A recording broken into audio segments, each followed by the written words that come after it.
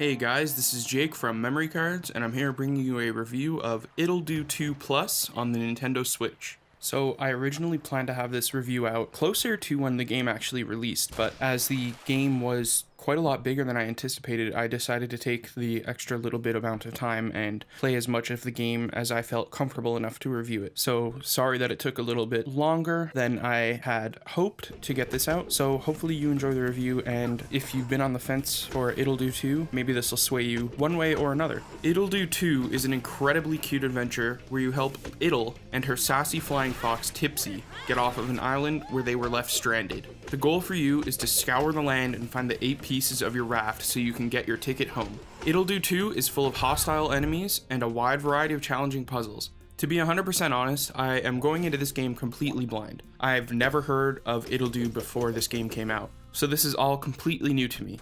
This game has been out on quite a few systems previously, but the Nintendo Switch version includes some new bonuses, including the brand new Dream World, wherein there will be 5 new puzzle-filled dungeons and 40 collectible cards. Ittle 2 took the A Link Between Worlds approach here, in which you can tackle the dungeons in any order that you wish. This allows for quite a bit of replayability and speedrunning attempts.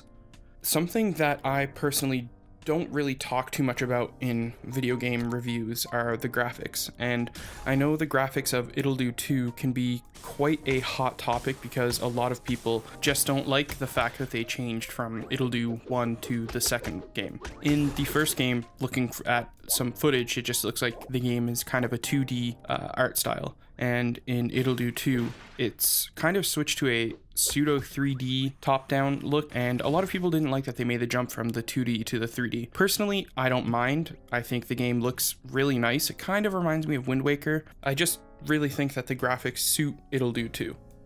The rating in Ittle 2 is also pretty fantastic because almost every character seems to know that they're in a video game. In one instance, one of the bosses that you fight kind of spoils who the boss is. Well, I guess it's not really a spoiler since the game tells you that, right? Some of the puzzles honestly left me scratching my head to the point where I'd pause and just stare at the screen in hopes that the answer would pop into my head. When I did finish some of what I thought were incredibly tough puzzles, they weren't, I would chuckle to myself because in hindsight, it would seem really easy. There are a lot of puzzles in each dungeon that you encounter, and there are a lot of puzzles just hidden in caves around the overworld. Honestly, my only real disappointment with Ittle 2 is the combat. From what I know, they did make the combat a lot better in this game than it was in the first iteration, but I really did not like the combat in this game. Aside from the boss fights, that is. The bosses were incredibly well thought out. It's a lot of you learning their patterns and getting your timing right.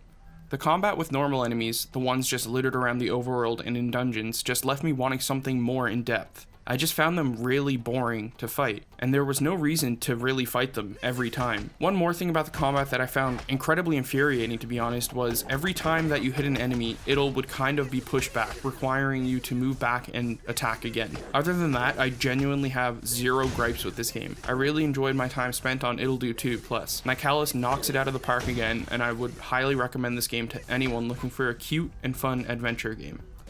Have you played Ittle 2 Plus yet? Let us know in the comments below if you enjoyed the game. What are you looking for coming up soon? Personally, I'm incredibly excited for The End Is Nigh and Xenoblade Chronicles 2. We'll have more reviews out on hopefully both of those games in the future. Thanks for sticking around.